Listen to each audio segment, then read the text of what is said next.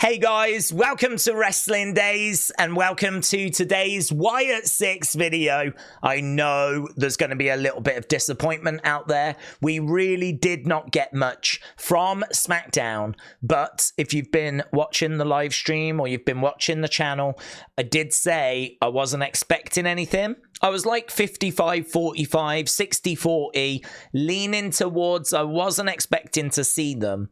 I did probably expect a little more than what we got, though. There was a few little references on SmackDown to the group. Obviously, video packages. We did get a video package kind of showing us what had happened on Monday. But I did wonder if there may be a QR code or something like that. We didn't get anything like that, which was a shame. I do think that was a missed opportunity. But they have also made it very clear that they're going to show us more on Monday. They said in the official Raw trailer, witness what the universe has been buzzing about, right? So that kind of implies that we're going to be getting more on Monday, right? So that's fine. I'm down for that. So not getting anything on SmackDown, but finding out we will or should get more on Monday, that's fine. So yeah, I can understand there being a little bit of disappointment, but we still have got things to talk about. Probably the big thing is actually an Adam Pearce promo that has dropped on social media. So if you obviously don't go onto Twitter or don't go onto social media or haven't seen this, then you wouldn't have seen this on the show, and it is interesting. So we've got that to get our teeth into and a few other little bits and bobs as well. So we still have something to bring to you today. So here, let's go through a few thoughts first and we'll make our way to that Adam Pearce promo. Here is CH Ninny Muggins, who said, do you think Uncle Howdy will listen to the Bray glove that he wears like Bray used to listen to the Hurt and Heel gloves? I think this is really good. I think this is really interesting because you might remember early in the Firefly Funhouse, Bray did listen to that Hurt glove. I don't know really how often he would do it kind of later in his run, but it is true he would listen to it. And I think the fact that it's got Bray written on it and like, you know, the fact that he can hold it up and listen to the Bray glove, I would definitely like to see Howdy doing that. I would have him do it in times of need, not all the time. I would just have, like, you know, say he's in a big match, he's really struggling, he's in the corner, like slumped in the corner, there's, you know, I don't know, he's facing Braun Strowman or someone, they're making their way over towards him, and he can just, okay, you know, like, you know, just get some information from the Bray glove. Again, it doesn't have to be supernatural. It could just be that it's a way of him hearing the Bray voice in his head. That just helps him tune in. It could just be something like that, you know. But yeah, I really like that. I really like that, CH Ninny Muggins. Ronald said, I think that Nikki's dress is a communion dress, which would link to her being a veiled sister. So Sister Abigail.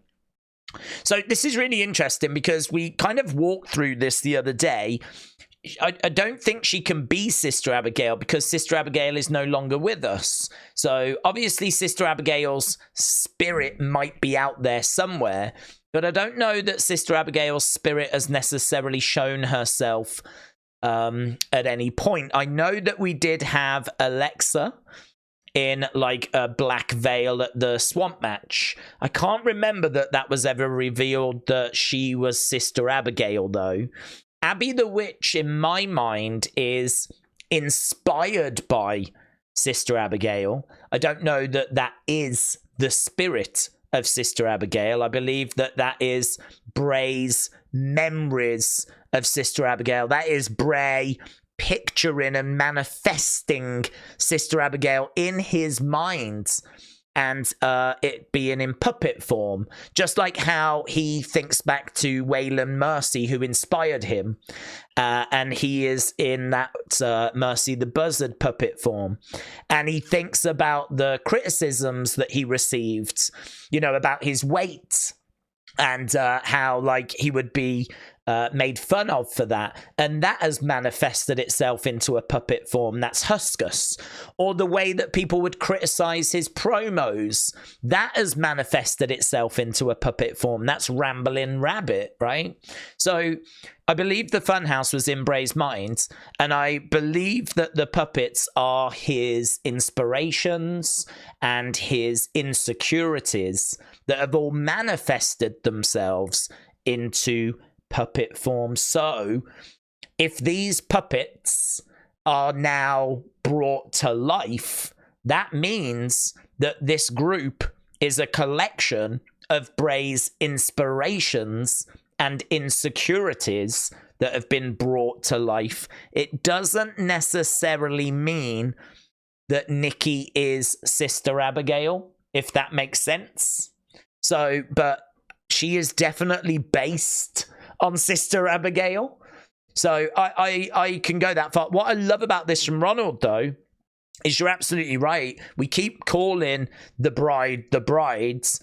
We've never had it established that that is a bride, right? Maybe it is a communion dress. I mean, I feel very confident that it's Nikki that is Abby the Witch, right? I've felt very confident about that for a long time because obviously we know these are the puppets that are being brought to life, and we can see Ramblin' Rabbit, we can see Mercy the Buzzard, so it makes total sense that Nikki would be Abby the Witch, right? But it does kind of beg the question, why have they changed the colour of her dress? Why is she wearing white when Abby the Witch wore black, right? So the fact that it might be to do with a communion dress, I think, is a very interesting theory. Roland said, I heard you talk about it a few times, about who was seen for a quick moment on the camera. You know, that person that was kind of peering around the corner. I believe it's just a crew member. I think this might prove it. So this is a different angle, right? This is, obviously, you'll see Nikki crawling out there. And just there, look, boom, someone takes a step. And it is because obviously that door needed to fling open. So I'm guessing that guy was there to do that job. And then this is Nikki crawling through. So unfortunately, we are seeing a little bit behind the scenes here. But yeah, it probably does add a little bit of weight to the theory. That could have been a production person that was just sort of peering around the corner. But obviously there's people thinking that it could also have been Alexa, because there are the theories that she is going to be that sixth member. So I thought that was an interesting bit of footage. You can't kill me in a way that matters. Said here you can see the resemblance. So is the mask that Nikki wears based on Nikki's own face and her own look? I really like this because I think the teeth in the mask, and I believe these are the teeth of the mask. I don't think that's us seeing her actual mouth because it's too lined up perfect. If you look at the eyes, her eye is like up here, right? Her eye's not here. Her eye isn't lined up perfect, but her mouth is like lined up perfectly.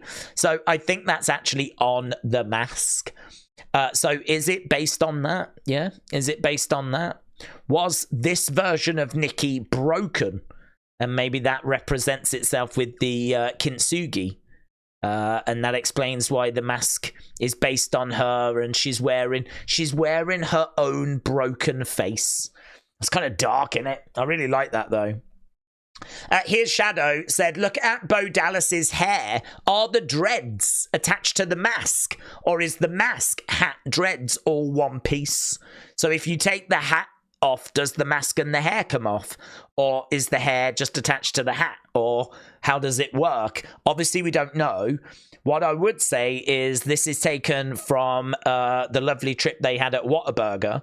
And it did beg the question, what are we going to see from Bo Dallas when he actually wrestles? Clearly, we're expecting him to still wear the mask, right? I still expect him to wear the mask. So that would probably imply that the mask is not connected to the hat and the hair, right? I'm thinking the hair is probably connected to the hat. When you take the hat off, then it'll be that Bo has the mask. But I don't know. Does that mean that we're going to be seeing this kind of hair? We've never seen Uncle Howdy wrestle. So we've never had to answer this question, right? But I'm guessing that he's not going to wrestle in the hat and the hair. And these dreads are not his real hair because this was him at Whataburger. And clearly he does not have dreads. So it's really interesting. This is Howdy from the Arrival. But what's Howdy going to look like when it's time to wrestle a match? Interesting. I'm thinking it's going to be this, but just with the mask. I don't know what they'll do with his hair. Maybe just let it sort of hang. But it's going to look different to this because he won't have the braids. Or at least we don't think he'll have the braids. Then we got this. Christian said, Daze, do you think this might be Uncle Howdy's darker side? Like how Bray's Fiend was? I don't think it is because I think that Uncle Howdy is Bo's darker side. I sort of feel like Uncle Howdy is already the dark side. I think you could go darker, and I like the idea of exploring that, but I don't think it's this person. I mean, I put a tweet out going, guys, who is this? Because it is interesting to go back now and have a look at, like, you know, old pictures, old QR codes and whatever. And honestly, I think this is Dexter. But the reason why I've got some doubt is because in my mind, the beak of the Mercy mask, surely that protrudes. Surely that comes out a degree. But I can't see any beak here. I mean, it's not the sharpest image, right? So it's very hard to tell. But I can't quite make out where the beak of Mercy would be. So it might be that it's just a bad angle and you just can't really make it out. Definitely Dexter is my guess. That's the one that seems to fit the best. But I still can't 100% confirm that this is Dexter and that this is Mercy. And also, this doesn't sort of look like the gear he wore the other day. It looks to me like he's kind of topless here. I don't know why. I just get that vibe. So, I don't know. I'm still really interested in this picture. But the vast majority of responses I got, I agree with people going, I think this is Mercy. I think this is Dexter. I do agree with you. I am with you. If I had to put money down on who I think this is, I'm going Dexter. But I just can't identify him still. I can't look at that and go, yeah, there's the beak, there's the mask. Is this Dexter without the mask? Is this Dexter what he's going to look like when it's time for him to wrestle? Just something that I thought was interesting that I wanted to chuck in. Firefly Forever said, Daze, doesn't WWE have to trademark new names with those in the diary if they're going to use them? Like Solo's new name. That is very true. I thought this was a good point because a lot of people have been talking about the fact that, is Nikki going to be called Nikki? Is she going to be called Abby? Is she going to be called Hex? You know, are we going to see Rowan called Truncheon? Or, like, you know, we've kind of gone through all of these thoughts, but it's an excellent point here. Firefly Forever just bringing us back to reality, saying, well, if they were going to use those as names, wouldn't they copyright them? And I've not, or trademark them, and I've not seen any trademarks come in for Hex and Truncheon and Prey and Spark. Those were the titles in the journal for each of these characters. So yeah, something to keep an eye on. If they do trademark those, then we might know that they're going to be the names. But I'm not a fan of Truncheon as a name, or Spark. They don't do it for me. Hex, I think, is okay, but I don't really like Prey and all that kind of stuff. I'd much rather we go with Huskus, Abby, Mercy, and I don't know. I don't think I'd call Rowan Ramblin' Rabbit. Ramblin' Rowan. We'll stick with that one from the other day. Alex said Nikki is almost like the Joker without skin as a mask, wearing his own skin face. I like that. So if that is Nikki's own face as the mask, it is a bit like the Joker wearing a mask of his own face over the top of his, like, I don't really know the story, but I think, didn't he rip his own face off or something? I'll have to remember to not watch that. I'll have to remember. Just a reminder to never read that because it sounds horrific. Right, this is the meat of this video anyway, right? So this was an hour ago. This dropped during SmackDown, and we got a big announcement that Chad Gable has been cleared. So we'll play it. I will keep stopping it just to do two things. One, so we can talk about bits as they happen, and two, just to annoy you, because I'm sure it is annoying. So here is the Adam Pearce video. All right, WWE Universe Raw General Manager Adam Pearce with an update finally after a tumultuous week. As I'm sure most of you are aware, several of our social accounts were hacked. Just want to stop that there. Several of our social accounts were hacked. I'm only aware of Adam Pearce's account being hacked, so I genuinely don't know the other accounts that were hacked. So that's quite interesting. I feel like I missed something there. So if anyone's got any info on that, I'm very interested. And now that they're firmly back under our control, we can get back to business. To that end, Chad Gable, everyone saw the heinous attack last week. Despite that attack, and despite being severely shaken up, Chad Gable is medically cleared and will compete this Monday in a triple threat qualifying match for the Money in the Bank ladder match against Braun Strowman and Big Bronson Reed. Despite being severely shaken up. So there's people out there thinking he was dead. He was just severely shaken up, right? It's a big difference, that is. And the breaking news, in a huge display of guts, Chad Gable will compete with the winner going on to Toronto and the Money in the Bank ladder match. It happens this Monday live in Indianapolis on Monday Night Raw, 8/7 Central, only on USA. Thank you for bearing with us. Thank you for allowing me to deliver this message. And thank you for the privilege of your day. All right, So there we go. Now, it was pointed out by Undercover Manager about, at the end, he says, thank you for allowing me to deliver this message, which is obviously very interesting because he was the postman that delivered in the Firefly Funhouse. So that word really standing out to Undercover Manager, which is very interesting. And it seems like they're not ready to leave him alone. Obviously, at the end, we get the Nikki, the quick little Nikki moment, which ended Raw, right? As well as that, let's see if we can find the static, have a little look at it. That's, we said this during the live stream, that's unfortunate, isn't it? So there we go, cone head. So we've got that, and then we've got this imagery, which really feels to me like the picture of the static. I look at that and I see some of the static creatures, you know, some of those faces in the static. So I don't think this is anything new. I just think it might be like the static faces. So we got that. There wasn't really much in that. This one, little bit there of distortion. Again, hard to know what they're putting over the top of it there. Just a little bit. Clearly you can see the Nightbirds on that one. And that was just a close-up of his face. Getting a bit more static there. So a lot of this is just interference. I think, was there any more? That looks to be about it, to be honest. But so yeah, not loads in there, but just a couple of moments that he is still being targeted.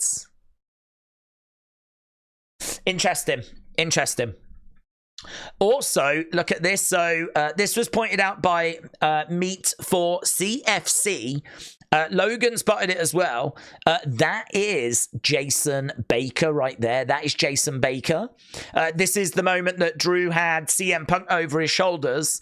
Jason Baker is the guy that made the masks for Bray, for The Fiend. He's the guy that was dressed as The Fiend when Bray returned.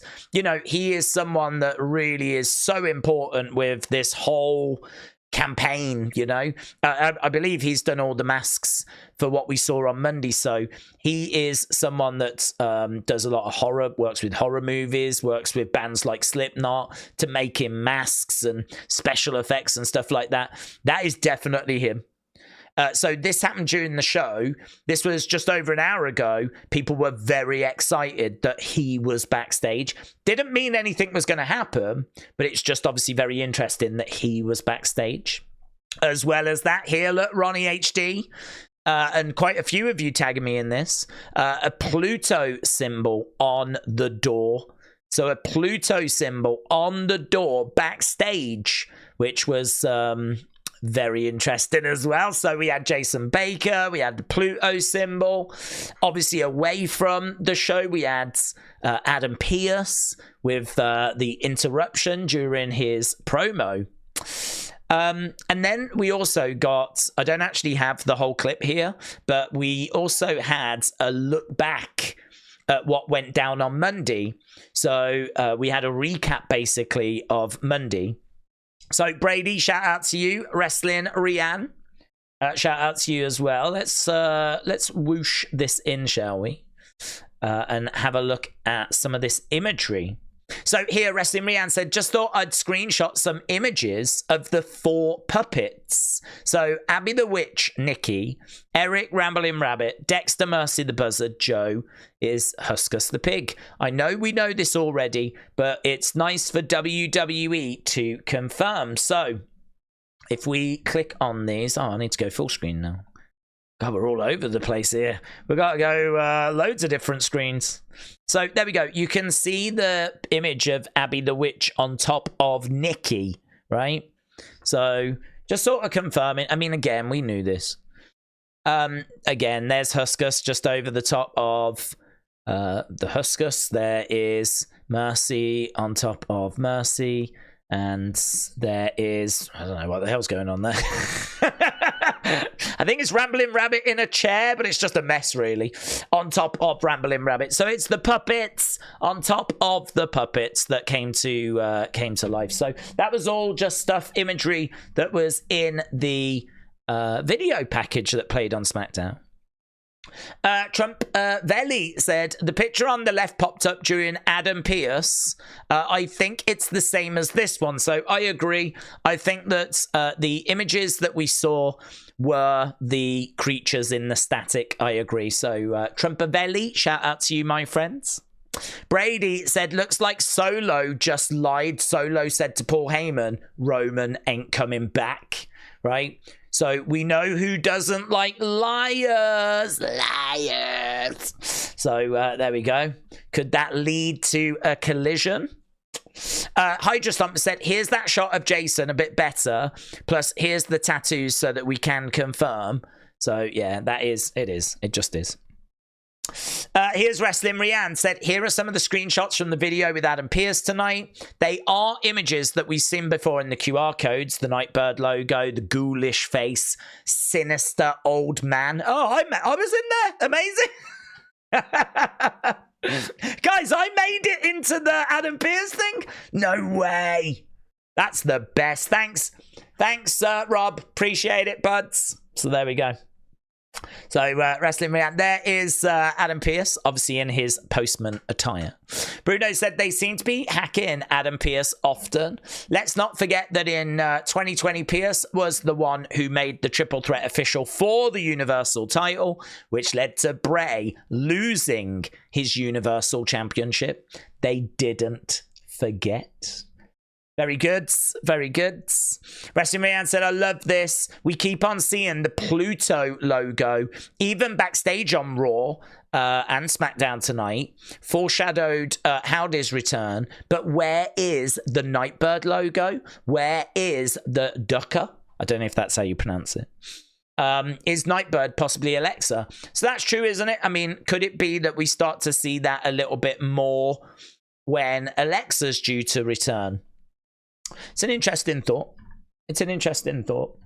So that was it. I mean, that was pretty much everything we got. There was a tweet, though, just before we went live from Chad.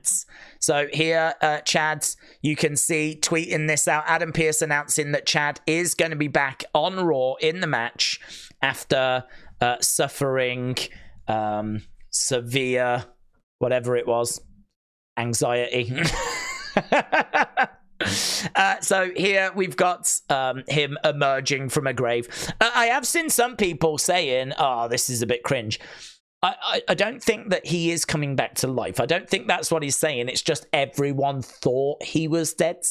Everyone thought he was dead. He didn't actually die, but a load of people thought he was dead, right? So this is him, like, basically making fun of people that thought he was dead, saying, well, look, I'm coming back to life now. So there we go. We had that as well. Also, Adam Pearce tweeting out this clip. And again, look at that. It is official, but writing it in a very interesting way. Like, again, that's not a normal Adam Pearce tweet. So have they, you know, are they continuing to still hack in to Adam Pearce's account? Might as well just have a quick look, see if there's anything else that's gone awry. Oh, yeah, his I'm tired. That was 11 hours ago, actually. He did. This was strange. This was a weird one. Let's have a look. Let's watch it. It's only 20-odd seconds long. You know what? The older I get, the more tired I get.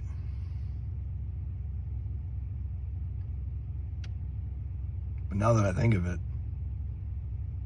when I was younger, I was tired too. I think so. Let me just get this footage. Man's got a steel-belted head right now.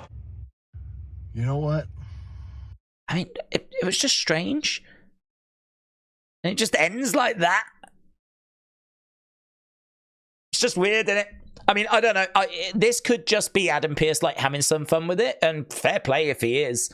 But it's just a bit weird, isn't it? And that was 11 hours ago. And then obviously we get this where they've hacked in. So, I don't know, man. Is everything all right with Adam Pearce? Is everything all right with Adam Pearce? Hope so. Obviously, as well as that, there was another update with the Pat show. So we said yesterday I'm not paying it any attention because it felt to me like it was just a way of promoting his show. And he came out today and basically said that's what it was. Right? He basically came out and said, oh, I can't believe you all worried. Everything was fine. I mean, he didn't bother telling anyone. But, you know, it was just a way, obviously, of hyping the show. I believe at the end of his show today, there was a graphic that said you lied, which I don't know if he didn't put it there as a way of promoting his show again, or if, like, you know, they're trying to do, like, a little thing for him. It's all to just promote his show. I'm not interested in it, to be honest. I'm not interested in it. And I certainly don't think he's going to be a target or anything like that. It's just to promote his show. So, again, not interested. So I had loads of people tagging me in it. I've just ignored it. I ain't interested in it. But I think this stuff is very interesting. Yeah. Stuff that's coming through WWE's official channels. I'm very interested in that. So this Adam Pearce stuff, I think definitely we need to keep our eyes open and our eyes peeled. I think that was the You Lied graphic that's popped up earlier. And Matt Riddle looking well. Look up Dancing Over Dead Bodies. I just thought we'd have a quick look to see what the latest was. Well, actually, this is quite a while ago. We need to go all the way up here for the latest. What have we got here? Huskus was shown. Over the top of Huskus, people talking about the puppets that were shown. We've covered that. That's nothing to do with the Wyatt Sicks. That's Drew. After he massacred CM Punk. Imagine if, like, again, more puppets being found. Confirmation about who was inspired. He's alive! And again, that's appearing over Adam Pearce. I think we've kind of boxed everything off, to be honest. Where is that one I wanted to look at here? Imagine if we didn't know that was Drew and CM Punk was just found backstage like that. That would have been very interesting, wouldn't it? That would have been very interesting. Well, there we go. I feel like we've just had a little bit of a walk down to see what the latest conversation was, and I think we've done a pretty good job of boxing everything off that needed boxing off. Obviously, we've done all of that. What was this one? Oh, yeah, this was Paco who said, we still don't know who that woman was that was in the crowds. And I just replied to that and said, that woman that was in the crowd, that was in the spotlight, I think she was just either security or a fan. And I think that WWE saw the hype around her and they included her in the next QR code as the result. I don't know that there was anything more to it than this, because we only saw her, really. We never really got anything else. And she was never really referenced apart from this image being in one of the QR codes. That was it. That was it. And I do wonder if, like, Rob saw the reaction online and thought, oh, we'll add that. That's good. So, yeah, we were talking about that. That was cool. We spoke about that. Oh, yeah. Boogeyman was putting out some cryptic stuff. So he apparently was singing I've Got the Whole World in his hands in front of a mirror that was similar to the therapist office. So apparently the Boogeyman's doing a load of stuff. I think he's just doing it to create some hype for himself, just like what we're seeing with Pat. But you're going to get this. This is my point. You're going to get this. This story is so hot that people are obviously going to try and use it to their own advantage to try and create hype. Right, so it's what people are going to do, and we might as well wrap up on what I think is a wonderful closing image here. Love catching up with my friends. So there we go. Excellent work, Luke. Excellent work. Right, and that is it. Thank you so much for joining us. I hope you enjoyed this video. I know that we didn't get anything juicy on the show, but we still was able to put this out, and we had plenty of things to get our teeth into. So I hope you enjoyed it. I appreciate all the support, and you know that. And I will hopefully see you again next time. Don't forget, we are expecting something on Monday. So we should get the next chapter in this story very soon. Bye for now.